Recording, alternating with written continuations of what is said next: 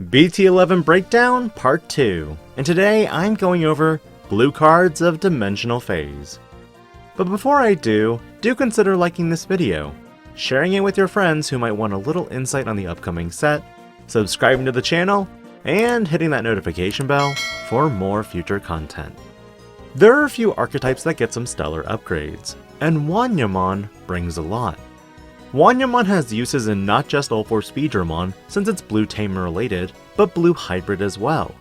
When attacking once per turn, if you have a blue tamer in play, draw one card. This card may replace many decks that were utilizing blue Ubamon. Again, at a common rarity, this card will be useful. Now moving to level 3s, Galmon adds its own searcher for Galmon decks. Digimon with Galgamon in their name, and one blue tamer. Any card in my opinion that can potentially net you 2 cards on play is definitely a card you'll want to play in their respective archetypes. Finally, its inheritable is when attacking, once per turn, return one of your opponent's level 3 Digimon to its owner's hand. Snow Goblimon is your generic vanilla Digimon that's space filler, literally only used for sealed settings, and even then, it's alright. As for Dracomon, I can already say that this card is amazing. As I mentioned in my Examon deck profile, we might be seeing future Bebidomons that are in other colors, which is why we got that special Digivolution option. But its passive effect lets you draw a card once per turn, when you play another Digimon with Dramon in its name, or has Blue Flare in its traits. As for its inheritable though, that's what I love it for. Slotting multiple under an Examon when you play a Digimon with Dramon in its name can gain you multiple memory. I haven't played Blue Flare yet, but drawing cards and gaining memory? Value. If Agumon is a Digimon people complain about, Vmon is another. Vmon returns as a searcher that looks for a Digimon with Vidramon in its name, and one blue tamer off the top 3 cards. It's inheritable of, your turn once per turn when you play a blue tamer, gain 1 memory, does work in All-Force decks, especially with the newest All-Force Vidramon. And rounding out the level 3s, Penguinmon. On play by placing one blue level 3 Digimon or one Digimon with Aqua or Sea Animal and its traits from your hand under this Digimon's Digivolution cards, draw 1.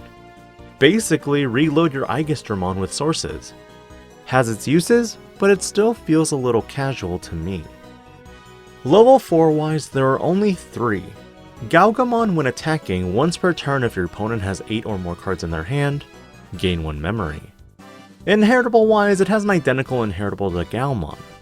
Seriously Bandai, why do Biomon and Galmon have such meh designs?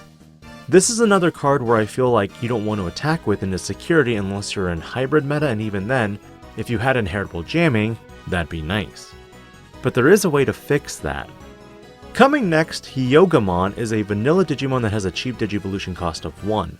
It's another option for cheap evolutions in blue level 4s, but personally I see it more of as a sealed format card. Vidramon on the other hand, passive effect, your turn once per turn when you play a blue tamer, draw 1 card. Inheritable when you play a blue tamer, gain 1 memory. All the yes. This goes into All-Force Vidramon decks, no questions asked. But ultimately, will Vidramon decks have enough blue tamers to prevent Black Wargreymon X decks from blowing them up? We'll find out here on the channel in a little bit. Level 5 wise, there's 3. Mock Galgamon, when Digivolving gains blocker and gets plus 2000 DP for every 4 cards in your opponent's hand until the end of your opponent's turn. Meaning potentially if your opponent has 8 cards, Mock Galgamon could be an 11,000 DP blocker. But its inheritable lets you unsuspend your Digimon on all turns, once per turn if an effect adds a card to your opponent's hand. Keep in mind if your Mirage Galgamon is suspended, if your opponent attacks and adds a card to their hand via card effect, and you did Digivolve into Mock Galgamon last turn, and then use it as a blocker if you really need to. Arrow Vidramon on the other hand is a Digimon that can main once per turn, suspend itself to reveal the top 3 cards, then add all blue tamers among them to your hand. As an inheritable of when attacking once per turn, activate one of your Rina Shinamaya's on-play effects. This card has both amazing passive and inheritable effects that can really create an OTK possible with All-Force. However, there is a deck in the format that stops this, and you'll definitely want to be careful about this one. Metal Greymon Cyber Launcher is the last level 5 and in my opinion where Wall of Text is quickly happening in the Digimon trading card game. This Digimon is treated as Metal Greymon and Cyberdramon and has Armor Purge.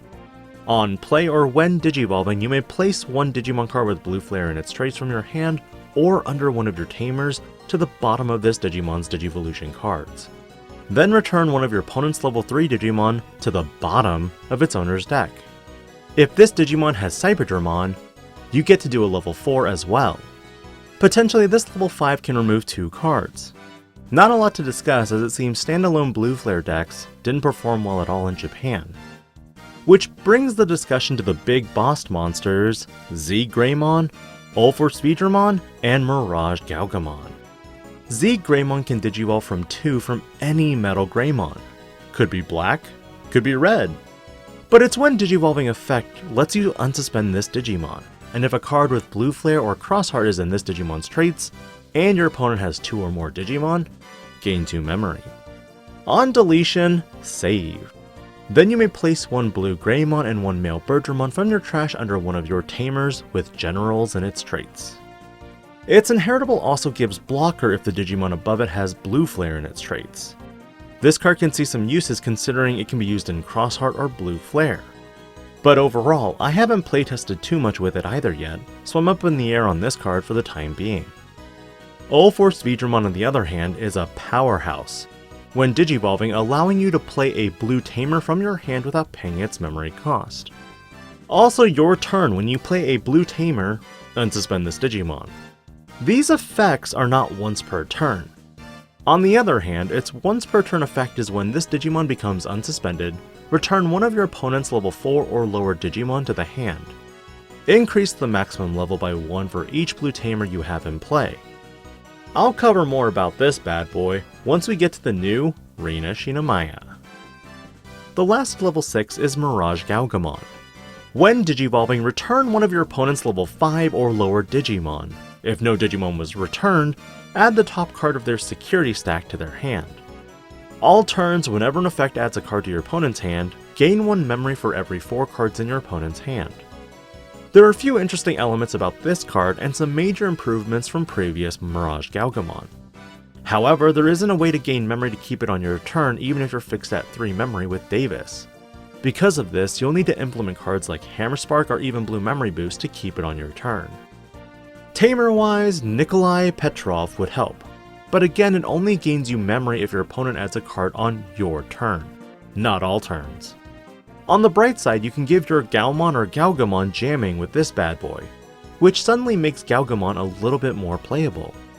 Although overall I feel the start of turn makes it less viable, as even playing it that turn gives your opponent a 1-turn reprieve. We'll come back to Rina in a sec. Option card wise, there are 2. First, Maelstrom is a 5-cost option card that lets you play a blue Digimon from one of your blue Digimon's Digivolution cards without paying its memory cost. Then if you have a Digimon with Seadramon in its name, return a level 4 or lower to the bottom of its owner's deck. It's honestly not great in my opinion, considering with the upcoming format, some level 6 stacks can just sit there and deal with your smaller Digimon.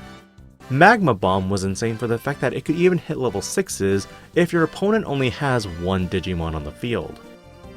Although Ice Statue comes with a potential reduced cost of 5, it allows you to trash the top 3 Digivolution cards of one of your opponent's Digimon, then return 1 Digimon with no Digivolution cards to its owner's hand. Again, one problem. X Antibody will always prevent the bounce if you want to use that secondary effect. But Rina Shinamaya is going to be where the real fun is at, being the first secret rare tamer to enter the game. For 3 memory on play, one of your Vmon or Vidramon named Digimon gains blocker and evade until the end of your opponent's turn. Additionally, when one of your Digimon with Vidramon in its name is suspended, you can suspend her to activate one of those when digivolving effects. Meaning with Ulforce Vidramon, you can potentially play multiple tamers and swing multiple times for multiple checks. And with her last effect, your turn once per turn per a copy, when one of your blue Digimon unsuspends, gain 1 memory. Rina adds a lot to Ulforce Vidramon decks, and honestly out of all the blue cards, Ulforce gets the biggest upgrade despite the incoming power of Tamer Destruction. But there are other smaller upgrades for Crossheart, Blue Hybrid, and even Examon. What are your thoughts on blue cards for the BT11 set? Let me know your thoughts as I continue to traverse the different colors. This is DIGI-PANDA, logging out.